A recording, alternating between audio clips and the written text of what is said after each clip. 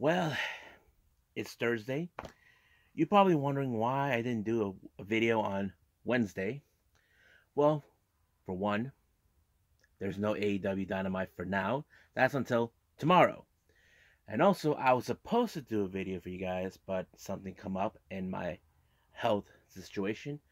But right now I'm doing this on a Thursday, but you know what that means.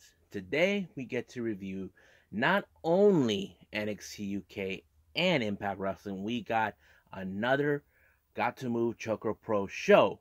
So let's get started with another episode of Deleted WrestleZone.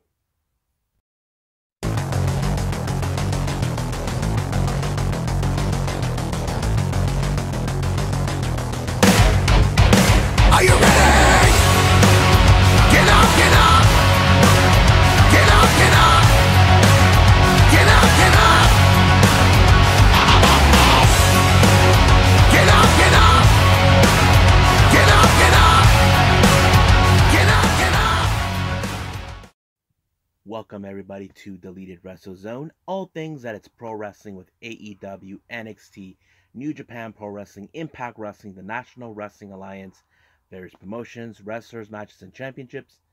I am your host, J. right here. So before I start reviewing the latest events from pro wrestling that I watched, I was supposed to do a video reviewing the last two New Japan shows. I was unable to due to the fact that normally don't talk about this in my personal life, but I had a nasty ear infection.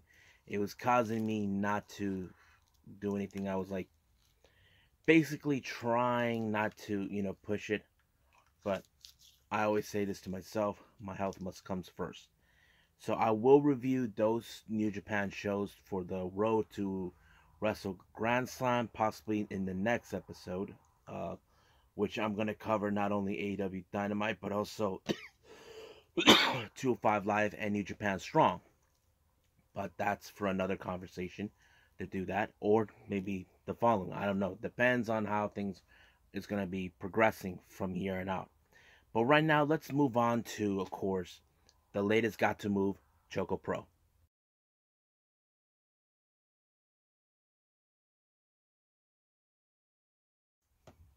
Okay, so we got the latest Gatoh Move Pro Wrestling, ChocoPro number 121, but this one was a special day.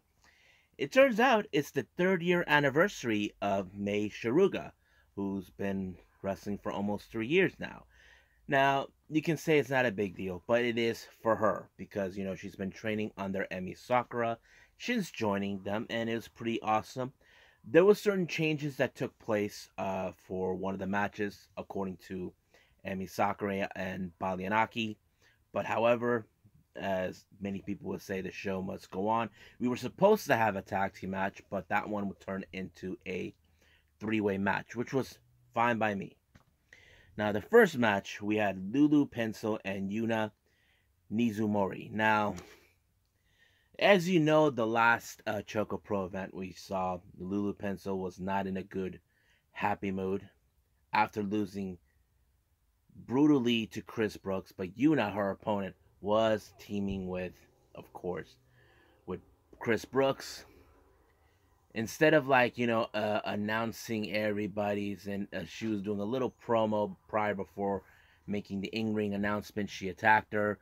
Basically, it's like she has a grudge against those who tried to destroy Pencil Army. This was a side of her you don't see. You see, she's like a happy girl, but things changed. But the real question many people probably ask, is there going to be a match between Lulu Pencil and Chris Brooks? Well, that all depends. But Balianaki did say he believes in her, that he will put that prick down on his shoulders to give the 1, 2, 3. So let's give Lulu Pencil the support she needs. But anyway, even though she was in the angry phase, it was still not enough to defeat Yuna Mizumori. I mean, it was a very intense match, but she put a lot of effort into it, but it was still not enough. So Yuna Mizumori won. Next match, we had a a 3-way match between the high energy Chei Koishikawa, versus Chon, Shiru,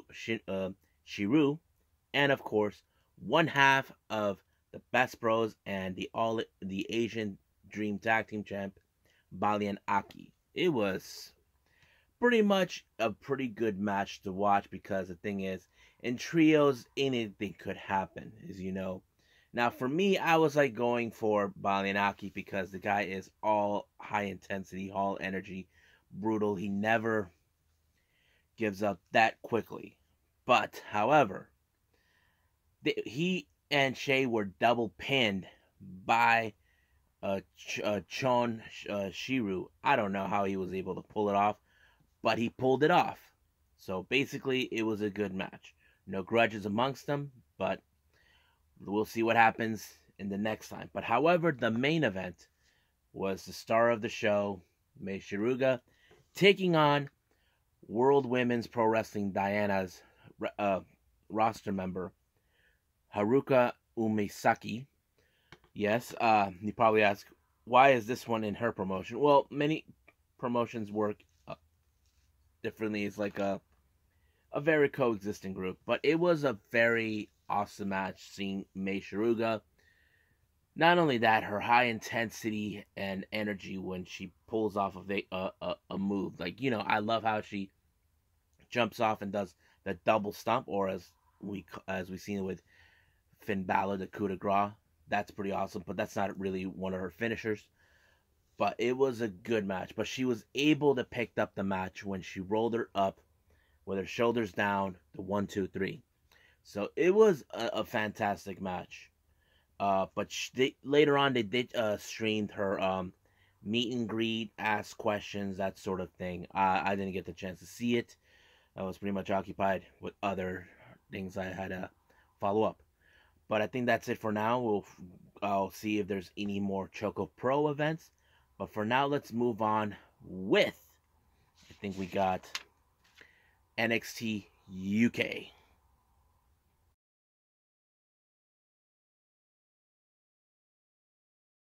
Okay, NXT UK's opening match was Nathan Frazier getting his little payback against Sha Samuels after losing a match to Noam Dar a couple weeks ago. Now, Sha Samuels has a bit of a beef with Nathan Frazier because, as you know, Nathan Frazier, back then when he was known as Ben Carter, spent much of his time traveling to the U.S., and of course, ever since he got signed with WWE, he trained in the NXT UK Performance Center. But however, Sha Samuels believed that you may be British, but you don't belong in their world. So basically, he was trying to show him who's boss. But during a Heritage Cup match, Sha Samuels cost him that match. But this time he gets a little payback. And as you can guess, that's what happened. Nathan Frazier got his little payback against Sha Samuels. So it thinks him twice not to interfere. But we'll see what happens down the line.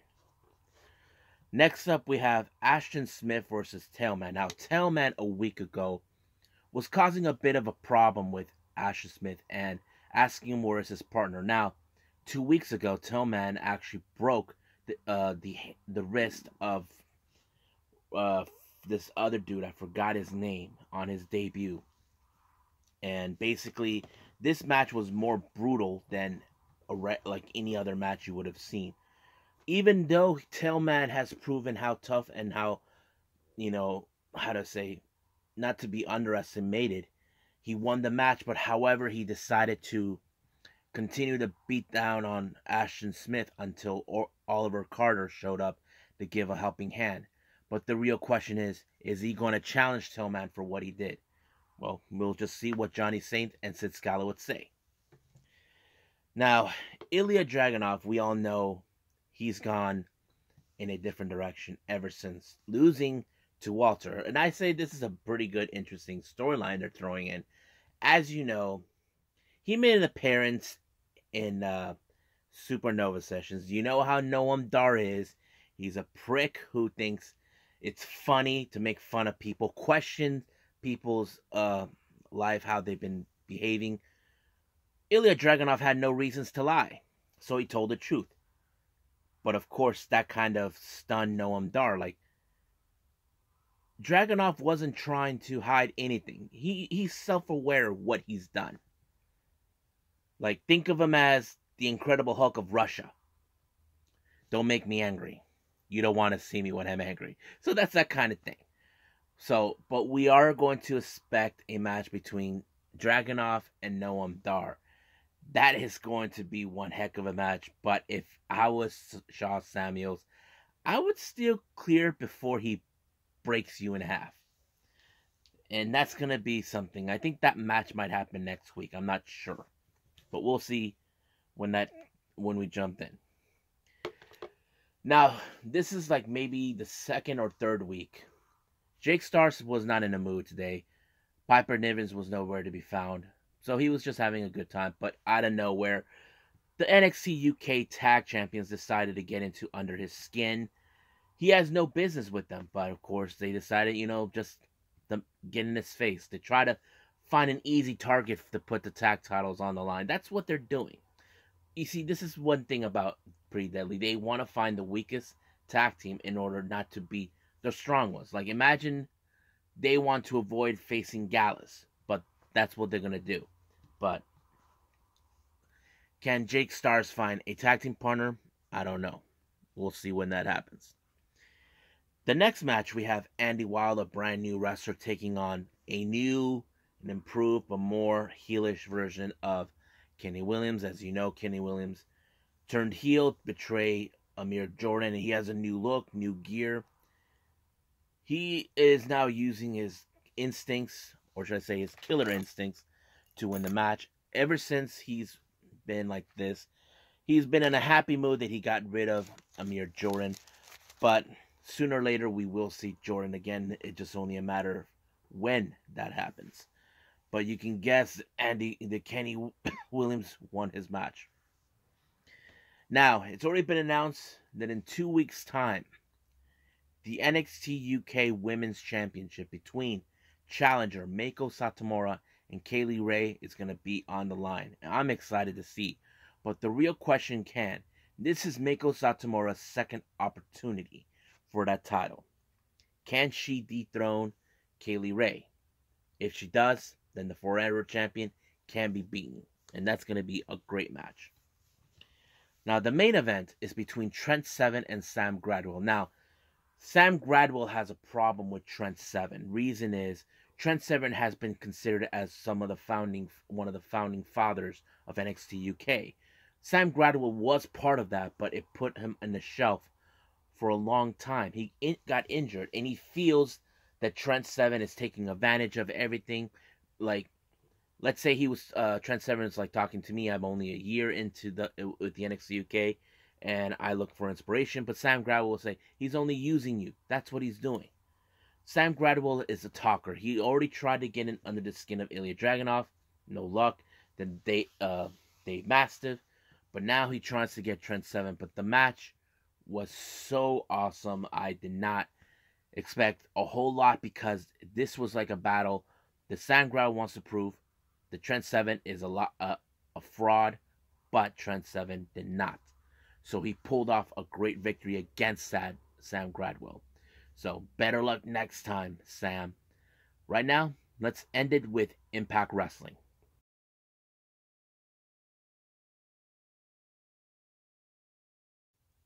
Okay, as you know, last week we got brand new Impact Wrestling World Tag Team Champions. I'm talking about Violent by Design, Joe Doering, and Rhino. Rhino had the Call Your Shot trophy, and he called his shot when he took on Finjuice, and allowing themselves to win the Impact World Tag Team titles. Was this by design? It appears it is.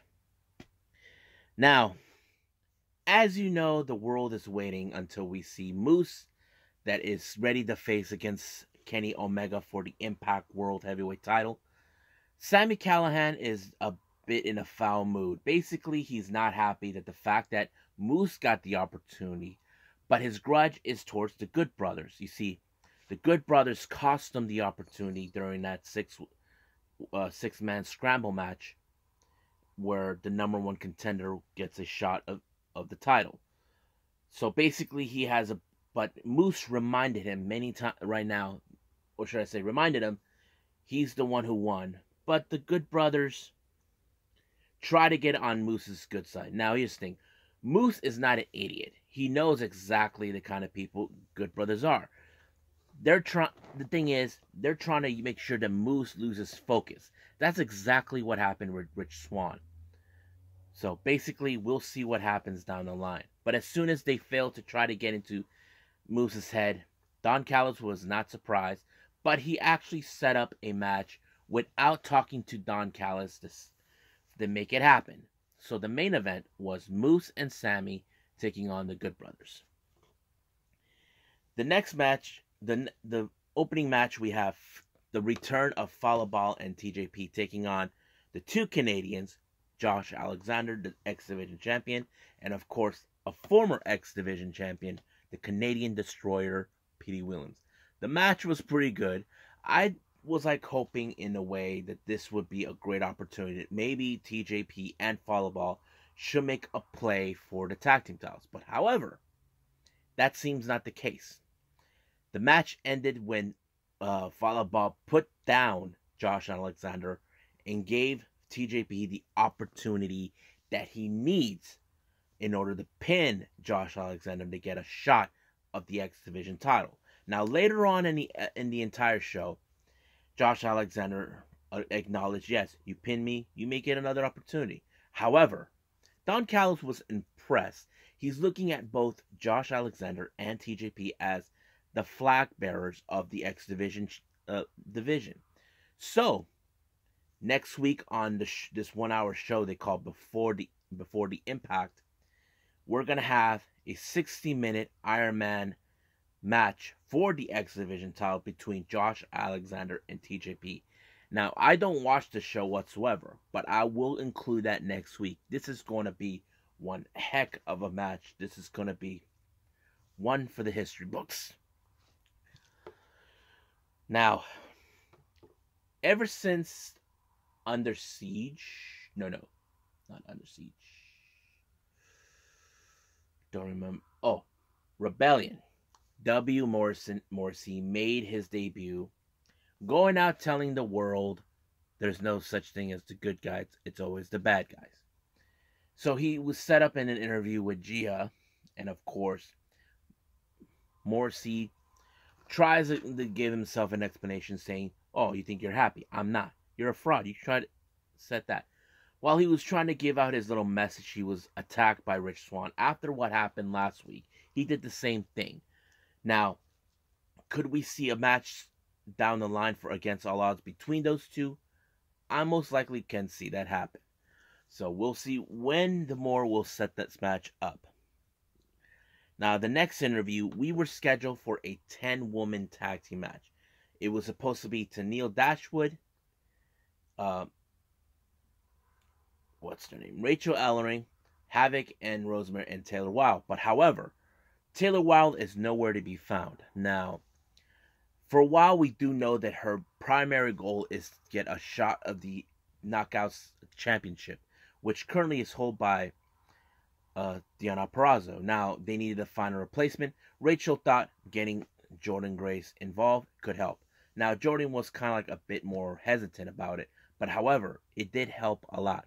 So their match between the opposing team, Fire and Flavor, along with Kimberly and Susan and Deonna Purrazzo, was up. Now, however, the match was great, but at some point, it looks like there's been a miscommunication between Fire and Flavor and Susan and Kimberly. They were fighting each other while they left Deonna Purrazzo all alone, not knowing what just happened. But however, D'Lo Brown and Josh Matthews made a valid point. Since Rosemary was the one that pinned Deonna Purrazzo, could she be next in line for the Knockouts Championship? I would say she could be. Now, Taylor Wilde has made comments that she wants that title, but it's still unclear when that could happen. Now, recently we've been seeing a long-standing feud with Rohit Raju and Jake Something. this took place when the start of the qualifier match for the six-man scramble match that took place in Under Siege. Rohit Raju cost Jake something the match, allowing Chris Bay to win. Now, the real question is, why did Rohit Raju cost him the match?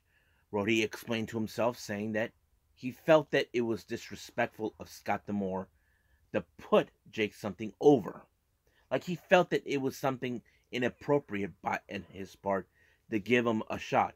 Now, Jake something did reveal that he knew Rohit Raju back in the independents. They were good friends, but now this person has changed. Like, he doesn't know when that happened. Did it happen when he won the X Division title, or did he lost it? Who knows? But now it appears that this is going to be a long-standing feud between them, and we could see a tables match, which is going to be another good match to watch.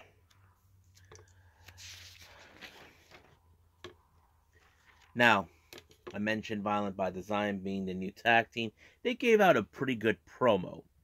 However, their little party was interrupted by none other than New Japan legend Satoshi Kojima. We were expecting him, but what I did not realize, there is a bit of a history between both Kojima and Joe Doering. Now, you probably say, but wait a minute, J-Rod, you mentioned Doering. He was All Japan. Kojima, he's actually New Japan. You're right. But it turns out that Kojima is the first title holder to have not only the IWGP Heavyweight Championship, he also was the title holder of the Triple Crown Championship that is part of All Japan Pro Wrestling.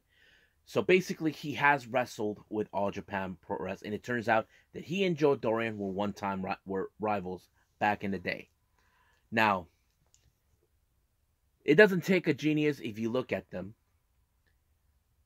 that Kojima still wants a piece of Doering, so he tells him against all odds. So he's issued a challenge. Now, there's still no word yet from that. However, as soon as it came back, Doering accepted the challenge. However, continuing for more with what's going on with Violent by Design, Crazy Steve showed up and interrupted him with Diener, and basically he was telling him the sickness is real. You are blind. Basically, Crazy Steve doesn't care.